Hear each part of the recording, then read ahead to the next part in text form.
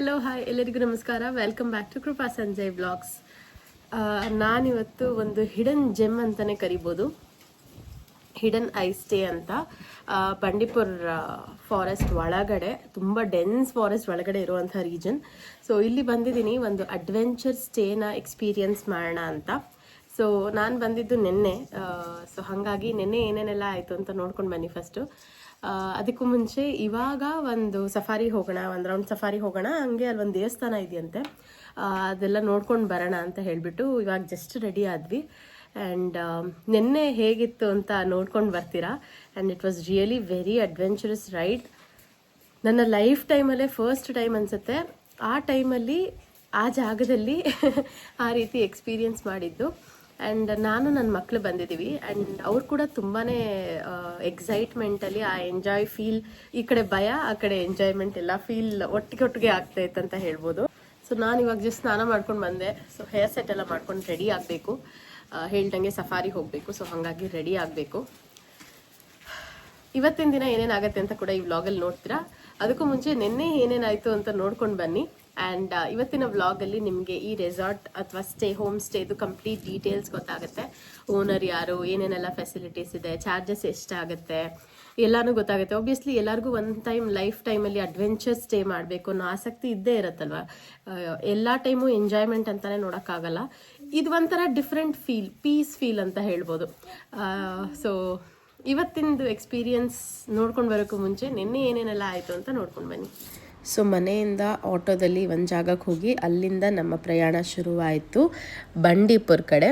So ಇರೋದು ಮೈಸೂರಿಂದ ಆಚೆ, ನಂಜನಗೂಡಿಂದ ಆಚೆ ಬಂಡೀಪುರ್, ಗುಂಡ್ಲುಪೇಟೆ ಎಲ್ಲ ದಾಟಿ ಹೋಗೋ ಜಾಗ. ಆ್ಯಂಡ್ ಲೊಕೇಶನ್ ಕೂಡ ನಾನು ಹಾಕಿರ್ತೀನಿ. ಹೋಗ್ತಾ ಇದ್ದಿದ್ದ ಟೈಮ್ ಈವ್ನಿಂಗ್ ಆಗಿದ್ದರಿಂದ ಸನ್ಸೆಟ್ ಅಂತೂ ಎಷ್ಟು ಚೆನ್ನಾಗಿ ಕಾಣಿಸ್ತಾ ಇತ್ತು. ಆ್ಯಂಡ್ ಮೈಸೂರಿಗೆ ಎಂಟ್ರಿ ಆಗ್ತಿದ್ದಂಗೆ ಆ ಫೀಲ್ ಅಂತೂ ನಿಜವಾಗ್ಲೂ ಒಂಥರ ನೆಮ್ಮದಿ ಫೀಲ್ ಅಂತ ಅನ್ಬೋದು. ಎಷ್ಟು ಜನಕ್ಕೆ ಹಿಂಗೆಲ್ಲ ಅನಿಸಿದೆ ಅಂತ ಕಮೆಂಟ್ ಮುಖಾಂತರ ತಿಳಿಸಿ ಆಯಿತಾ. ಮೈಸೂರು ಒಳಗೆ ಹೋಗ್ತಾ ಇದ್ದೀವಿ, ಎಂಟರ್ ಆಗ್ತಾ ಇದ್ದೀವಿ ಅಂದರೆ ಆ ಪೀಸ್ ಹಾಗೆ ಬಂದ್ಬಿಡುತ್ತೆ, ನೆಮ್ಮದಿ ಅನ್ಬೋದು. ಆ್ಯಂಡ್ ಸನ್ಸೆಟ್ ಕೂಡ ತುಂಬ ಚೆನ್ನಾಗಿ ಆಗ್ತಾಯಿತ್ತು ಆ್ಯಂಡ್ ತುಂಬ ಚೆನ್ನಾಗಿ ಕಾಣಿಸ್ತಾ ಇತ್ತು. ಅದಾದಮೇಲೆ ಬಂಡೀಪುರ್ ಫಾರೆಸ್ಟ್ಗೆ ಎಂಟ್ರಿ ಕೊಟ್ವಿ. ಬಿಕಾಸ್ ಆ ಫಾರೆಸ್ಟ್ ರೀಜನಿಂದ ಒಳಗೆ ಹೋಗಬೇಕು. ನಾವಿದ್ದಂಥ ಲೊಕೇಶನ್ ಮಂಗಳ ಅನ್ನೋ ಒಂದು ಊರ ಕಡೆ ಬರುತ್ತೆ. ಆ್ಯಂಡ್ ಆ್ಯಕ್ಚುಲಾಗಿ ಹೇಳಬೇಕಂದ್ರೆ ಈ ಟೈಮಲ್ಲಿ ನಾನು ಬಂಡೀಪುರ್ ಫಾರೆಸ್ಟ್ ಒಳಗಡೆ ಹೋಗಿದ್ದು ಇದೇ ಫಸ್ಟ್ ಟೈಮ್ ಅನಿಸುತ್ತೆ ನನ್ನ ಇಡೀ ಲೈಫ್ ಜರ್ನಿಗೆ. ಬಿಕಾಸ್ ಅಲ್ಲಿ ಪ್ರೈವೇಟ್ ವೆಹಿಕಲ್ ಸುಮ್ಮನೆ ಅಲೋ ಮಾಡಲ್ಲ ಹೊತ್ತಿಲ್ಲದ ಹೊತ್ತಲ್ಲಿ. ಆ್ಯಂಡ್ ರೀಸನ್ ಇತ್ತಂತ ಅಂದರೆ ಅಲೋ ಮಾಡ್ತಾರೆ. ಆ್ಯಂಡ್ ಸಫಾರಿ ಎಲ್ಲ ಆ ಟೈಮಲ್ಲಿ ಇಲ್ವೂ ಇಲ್ಲ. ಸೊ ನಾವಲ್ಲಿ ರೀಚ್ ಆಗೋ ಅಷ್ಟೊತ್ತಿಗೆ ಒಂದು 7-7:30 ಆಗೋಗಿತ್ತು. ಕಾಡಲ್ಲ, ಸೊ ಕತ್ಲೆ ಇದ್ದೇ ಇರುತ್ತೆ. ಬಟ್ ಯಾವ್ದಾದ್ರು ಪ್ರಾಣಿ ಅಚಾನಕ್ಕಾಗಿ ಬಂದ್ಬಿಡತ್ತಾ ಅನ್ನೋ ಭಯದಲ್ಲೇ ಹೋಗ್ತಾ ಇದ್ವಿ. ಒಂದು ಕಡೆ ಎಕ್ಸ್ಪೆಕ್ಟೇಷನ್ ಇತ್ತು, ಬಂದರೂ ಸಖತ್ತಾಗಿರುತ್ತೆ, ಅದೊಂದು ಒಳ್ಳೆ ಎಕ್ಸ್ಪೀರಿಯನ್ಸ್ ಅಂತ. ಬಟ್ ಬಂದುಬಿಟ್ರೆ ಏನು ಮಾಡೋದಪ್ಪ ಅನ್ನೋ ಭಯ ಗಾಬರಿನೂ ಇತ್ತು ಒಂದು ಕಡೆ ಅಂತ ಹೇಳ್ಬೋದು. ಆ್ಯಂಡ್ ನನ್ನ ಮಕ್ಕಳಿಗೆ ಕೂಡ ಇದು ಒಂದು ಸ್ಪೆಷಲ್ ರೈಡ್ ಆಗಿತ್ತು. ಇದೇ ಫಸ್ಟ್ ಟೈಮ್ ಅವರು ಫಾರೆಸ್ಟ್ ಒಳಗಡೆ ಈ ಟೈಮಲ್ಲಿ ಅವರು ಕೂಡ ಬಂದಿದ್ದು. ಆ್ಯಂಡ್ ಮಕ್ಕಳು ಎಕ್ಸೈಟ್ಮೆಂಟಲ್ಲಿ ನೋಡ್ತಾಯಿದ್ರು ಯಾವ್ದಾದ್ರು ಪ್ರಾಣಿ ಕಾಣುತ್ತಾ ಅಂತ. ಸೊ ಅಷ್ಟರಲ್ಲೇ ಒಂದು ಟರ್ನಿಂಗ್ ತೊಗೊತಾ ಇದ್ದಂಗೆ ನಮಗೆ ಇವಾಗ ನೀವು ನೋಡ್ತಾ ಇದ್ದೀರಲ್ಲ, ಅದು ಕಾಡು ಬೆಕ್ಕು ಅಂತ ಹೇಳಿದ್ರು. ಬಟ್ ಗೊತ್ತಿಲ್ಲ ಯಾವುದಂತ, ಬಟ್ ಅದೊಂದು ಕಾಣಿಸ್ತು. ಆ್ಯಂಡ್ ತುಂಬ ಹುಷಾರಾಗಿರಬೇಕು ದಾರಿನಲ್ಲಿ ಹೋಗೋವಾಗ ಆ್ಯಕ್ಚುಲಾಗಿ ಹೇಳ್ಬೇಕಂತಂದರೆ. ಆ್ಯಂಡ್ ಯಾವುದೇ ಕಾರಣಕ್ಕೂ ಕಾಡಿನ ಮಧ್ಯದಲ್ಲಿ ಯಾವುದೋ ಒಂದು ಕೋತಿ ಆಗಲಿ ಪ್ರಾಣಿ ಕಾಣಿಸ್ತು ಅಂತ ಅದಕ್ಕೆ ಫೀಡ್ ಮಾಡಬೇಡಿ. ರೆಸ್ಪಾನ್ಸಿಬಲ್ ಸಿಟಿಸನ್ ಆಗಿರಿ. ಯಾಕೆ ಅಂತ ಅಂದರೆ ಅದು ಫೀಡ್ ಮಾಡಬಾರ್ದು ಅನ್ನೋ ರೀಸನ್ ಏನಂದರೆ, ನೀವು ಇವತ್ತು ಕೊಡ್ತೀರಾ, ನಾಳೆ ಇನ್ಯಾರೋ ಕೊಡ್ತಾರೆ ಅಂತ ಅಂದ್ಬಿಟ್ಟು ಆ ದಾರಿನಲ್ಲಿ ಬರುತ್ತವೆ, ಆವಾಗಲೇ ಪ್ರಾಣಿಗಳಿಗೆ ಆಕ್ಸಿಡೆಂಟ್ಸ್ ಆಗೋದು. ಸೊ ಅದನ್ನ ನಮ್ಮ ಕಡೆಯಿಂದ ಅವಾಯ್ಡ್ ಮಾಡಬೇಕು. ಆ್ಯಂಡ್ ಸ್ಟೇಗೆ ಬಂದ್ವಿ. ಸ್ಟೇಗೆ ಬಂದಾದಮೇಲೆ ಆ ರೂಮ್ ಹೇಗಿದೆ ಅಂತ ತೋರಿಸ್ಕೊಡ್ತಾ ಇದ್ದೀನಿ. ಸೊ ಒಂದು ಡಾರ್ಮೆಟ್ರಿ ಇದೆ, ಅದಾದಮೇಲೆ ಅಂದರೆ ಗ್ರೂಪ್ ಸ್ಟೇ ಇರೋ ಡಾರ್ಮೆಟ್ರಿ ಇದೆ, ಇನ್ನೊಂದು ಕಪಲ್ ಸ್ಟೇ ಆಗ್ಬೋದು. ಸೊ ಇದು 2 ಡಿವಿಷನ್ಸ್ ಇರೋದು. ಇನ್ನು ಅದು ಬಿಟ್ಟು ಇನ್ನೂ ಎಕ್ಸ್ಟ್ರಾ ಜನಗಳು ಬಂದಂತಂದರೆ ಟೆಂಟ್ ಹಾಕ್ಕೊಡ್ತೀನಿ ಅಂತ ಹೇಳಿದ್ದಾರೆ. ಆ್ಯಂಡ್ ಎಲ್ಲ ಡೀಟೇಲ್ಸ್ನ ನೀವು ಎಂಡಿಂಗಲ್ಲಿ ನೋಡ್ಕೊತೀರಾ. ಆ್ಯಂಡ್ ವಾಶ್ರೂಮು ಆಗಲಿ ರೂಮ್ ಆಗಲಿ ಎಲ್ಲನೂ ತುಂಬ ಚೆನ್ನಾಗಿ ಮೇಂಟೈನ್ ಮಾಡಿದ್ದಾರೆ ಅಂತ ಹೇಳ್ಬೋದು. ಫಾರೆಸ್ಟ್ ರೀಜನ್ ಆಗಿರೋದ್ರಿಂದ ಮೇಂಟೆನೆನ್ಸ್ಗೆ ಸಿಗೋದು ಎಲ್ಲ ಕಷ್ಟ, ಬಟ್ ಅಂಥದ್ರಲ್ಲೂ ತುಂಬ ಚೆನ್ನಾಗೇ ಮೇಂಟೈನ್ ಮಾಡಿದ್ದಾರೆ. ಅಬ್ಬಿದ್ ಬಾಯಿಲಿ ದಾರಿ ಹೆಂಗಿತ್ತು? ಚೆನ್ನಾಗಿತ್ತು. ಭಯ ಆಯ್ತಾ? ನಾವು ಮೊಲ ಎಲ್ಲ ನೋಡಿದ್ವಿ, ಎಷ್ಟು ಹೆದರಿಕೆ ಇತ್ತು. ನಾವು ವೈಟ್ ಕಾರ್ಟ್ ನೋಡ್ವಿ, ವನ ತಂದ್ವಿ. ಮೊಲ ರಾಬಿಟ್ ಎಷ್ಟು ಚೆನ್ನಾಗಿತ್ತು. ಬರ್ತಾ ಫುಲ್ ಏನು ನಂಗೆ ತುಂಬ ಹೆದರಿಕೆ ಆಗ್ತಿತ್ತು. ಇಲ್ಲಿ ಫಾರೆಸ್ಟ್ ಒಳಗೆ ರೂಮ್ ಇದೆ. ಎಕ್ಸೈಟೆಡ್? ಯಾ ವೆರಿ ಹೋಗಿದ್ದಿದ್ದು ಫಾರೆಸ್ಟ್ ಮಧ್ಯೆ ಸ್ಟೇ. ಸೊ ಮಕ್ಕಳಂತೂ ತುಂಬಾ ಎಕ್ಸೈಟೆಡ್ ಆಗಿದ್ದರು. ಆ್ಯಂಡ್ ನನ್ನ ಮಕ್ಳದ್ದು ಅಪ್ರಿಷಿಯೇಟ್ ಮಾಡಬೇಕಂತ ಇರೋದು ಏನಂದರೆ, ಕಾಡಲ್ಲಿ ಇದ್ದೀವಿ ಅನ್ನೋದನ್ನ ಒಂದೊಂದು ಟೈಮಲ್ಲಿ ಮರ್ತೇ ಹೋಗ್ಬಿಟ್ಟಿದ್ರೆ ನಾವು ಆರಾಮಾಗಿ ಓಡಾಡ್ಕೊಂಡಿದ್ರು. ಹಾವು ಚೇಳು ಏನು ಥರದ್ದು ಭಯ ಇಲ್ದಿರ ನೆಮ್ಮದಿಯಾಗಿ ಆಟ ಆಡ್ಕೊಂಡಿದ್ರು. ಆ್ಯಂಡ್ ಅದೇ ನೆಮ್ಮದಿಗೋಸ್ಕರನೇ ಕೂಡ ನಾನು ಕರ್ಕೊಂಡು ಹೋಗಿದ್ದಿದ್ದು. ಆ್ಯಂಡ್ ಅಲ್ಲಿ ಸ್ಟೇ ನೋಡ್ಕೊಳಕ್ಕಿದ್ದೋರಾಗಲಿ ಎಲ್ಲರೂ ತುಂಬ ಚೆನ್ನಾಗಿ ನೋಡ್ಕೊಂಡ್ರು ಅಂತ ಹೇಳ್ಬೋದು.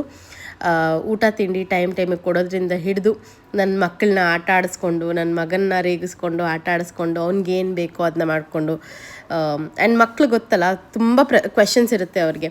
ಸೊ ಅದಕ್ಕೆಲ್ಲ ಆನ್ಸರ್ ಕೊಟ್ಕೊಂಡು, ಆ್ಯಂಡ್ ನನ್ನ ಮಗನೇ ಅವ್ರಿಗೆ ಹೆಲ್ಪ್ ಮಾಡ್ತೀನಿ ಅಂತ ಟೆಂಟ್ ಹಾಕೋದಕ್ಕೆ ಹಾಕಿಸ್ಬಿಟ್ಟ. ನಾನು ಟೆಂಟಲ್ಲೇ ಮಲ್ಕೋಬೇಕು ಅಂತ ಹೇಳಿ ಪಾಪ ಗಲಾಟೆ ಮಾಡಿ ಹಾಕಿಸ್ದ. ಅದಾದಮೇಲೆ ಮಲ್ಕೊಳ್ಳೇ ಇಲ್ಲ, ರೂಮಿಗೆ ಬಂದು ಮಲ್ಕೊಂಡ. ಸೊ ಮಕ್ಳಿಗೆ ಆಸೆ ಇರುತ್ತಲ್ಲ, ಸೊ ಹಾಗಾಗಿ ಮಾಡಿದ್ದಷ್ಟೇ.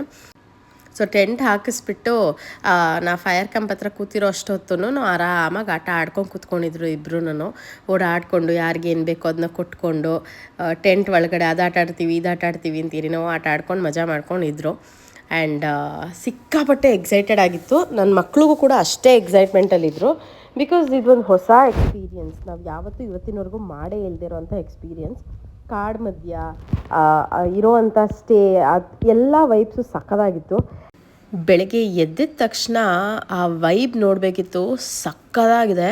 ಆ್ಯಂಡ್ ಆ ವಾತಾವರಣ ಎಷ್ಟು ಚೆಂದ ಕಾಣಿಸ್ತಿತ್ತಂದರೆ, ಇದೇನಾ ಕಾಡು, ಈ ಕಾಡಿನ ಮಧ್ಯೆ ನಾವು ಇದ್ದಿದ್ದು ಅಂತ ಅನಿಸ್ಬೇಕು. ಆ್ಯಂಡ್ ಆ ಕಡೆ ರೈಟ್ ಸೈಡಲ್ಲಿ ನೋಡಿದ್ದು ಊಟಿ ರೀಜನ್ ಸೈಡ್. ಆ್ಯಂಡ್ ನಾ ಹೇಳ್ದಂಗೆ ಡಾರ್ಮೆಟ್ರಿ ಒಂದಂತ ಹೇಳಿದೆ, ಇನ್ನೊಂದು ಕಪಲ್ ಸ್ಟೇ ಇರೋದು, ಅದು ರೈಟ್ ಸೈಡ್ಗಿರೋದು. ಆ್ಯಂಡ್ ಬಿಸಿನೀರಿನ ವಿಚಾರಕ್ಕೆ ಬಂದರೆ ಇವ್ರದ್ದು ಪ್ರತಿಯೊಂದು ಸ್ಟೇ ಹತ್ರನೂ, ಅಂದರೆ 2 ಸ್ಟೇ ಪಕ್ಕ ಗುಜರಾತಿ ಬಾಯ್ಲರ್ ಥರದವನ್ನು ಹಾಕಿದ್ದಾರೆ. ಸೊ ಅದರಲ್ಲಿ ಬಿಸಿನೀರು ಬರುತ್ತೆ. ಯಾವಾಗ ನಮಗೆ ಬಿಸಿನೀರು ಬೇಕಂತ ಹೇಳಿದ್ರೆ ಅವಾಗ ಕಾಯಿಸ್ಕೊಡ್ತಾರೆ. And completely safe, electrical fencing ಇದೆ. ಸೊ ಹಾಗಾಗಿ ಕಂಪ್ಲೀಟ್ಲಿ ಸೇಫ್. ಇದು ನಿಮಗೆ ಬೇಸಿಕ್ ಇನ್ಫಾರ್ಮೇಷನ್ ನಾನು ಕೊಡ್ತಾ ಇರೋದು. ಡೀಟೇಲ್ ಇನ್ಫಾರ್ಮೇಷನ್ ಕಂಪ್ಲೀಟಾಗಿ ಇನ್ನೊಂದು ವ್ಲಾಗಲ್ಲಿ ಬರುತ್ತೆ, ನನ್ನ ನೆಕ್ಸ್ಟ್ ವ್ಲಾಗಲ್ಲಿ. ಸೊ ಮಿಸ್ ಮಾಡ್ತೀರಾ ನೋಡಿ ಅದನ್ನು ಕೂಡ. ಆ್ಯಂಡ್ ನಮ್ಮ ಹಿಂದಿನ ದಿನದ ಸ್ಟೇ ಹೇಗಿತ್ತು, ನಾವೇನೇನೆಲ್ಲ ಮಾಡಿದ್ವಿ ಅಂತ ಈ ವ್ಲಾಗಲ್ಲಿ ಮಾಡಿಕೊಟ್ಟಿದ್ದೀನಿ. ಆ್ಯಂಡ್ ನೆಕ್ಸ್ಟ್ ಡೇ ತಿಂಡಿಗೆ ಮಕ್ಳಿಗೆ ಮ್ಯಾಗಿ ಮಾಡಿಕೊಟ್ಟಿದ್ರು, ನಮಗೆ ರೈಸ್ ಬಾತ್ ಮಾಡಿದರು. ರಾತ್ರಿ ತಿಂಡಿ ಚಪಾತಿ ಮತ್ತು ಗ್ರೇವಿ ತಿನ್ಕೊಂಡಿದ್ವಿ ಹಿಂದಿನ ದಿನ. ಸೊ ಇದಿಷ್ಟು ಆಗಿದ್ದು ನನ್ನ ಇವತ್ತಿನ ಇಂಟ್ರಡಕ್ಷನ್ ವ್ಲಾಗ್. ಸೊ ಪಾರ್ಟ್ 1 ಅಂತ ಹೇಳ್ಬೋದು. ಆ್ಯಂಡ್ ನೆಕ್ಸ್ಟ್ ಇನ್ನೂ ಡೀಟೇಲ್ ಆಗಿ ನಿಮಗೆ ಪಾರ್ಟ್ 2ನಲ್ಲಿ ಬರುತ್ತೆ. ಮಿಸ್ ಮಾಡಿದ್ರೆ ಅದನ್ನು ಕೂಡ ನೋಡಿ. ಅದರಲ್ಲಿ ನಾವು ಸಫಾರಿಗೆ ಹೋಗಿದ್ದು, ಏನೇನೆಲ್ಲ ಮಾಡಿದ್ವಿ, ಹೆಂಗಿತ್ತು ಆ ಡೇ ಅನ್ನೋದು ಕಂಪ್ಲೀಟಾಗಿ ನಿಮಗಿದೆ. ಪ್ಲಸ್ ಇನ್ನೊಂದು ಕಂಪ್ಲೀಟ್ ಸ್ಟೇದು ಡೀಟೇಲ್ಸ್ ಕೂಡ ಆ ವಿಡಿಯೋದಲ್ಲಿ ಬರುತ್ತೆ. ಸೊ ಹೋಪ್ಫುಲಿ ಈ ವಿಡಿಯೋ ನಿಮಗೆ ಇಷ್ಟವಾಗಿರುತ್ತೆ ಅಂತ ಭಾವಿಸ್ತೀನಿ. ಇಷ್ಟವಾಗಿದ್ದರೆ ಪ್ಲೀಸ್ ಲೈಕ್ ಮಾಡಿ, ಶೇರ್ ಮಾಡಿ, ಕಮೆಂಟ್ ಮುಖಾಂತರ ತಿಳಿಸಿ.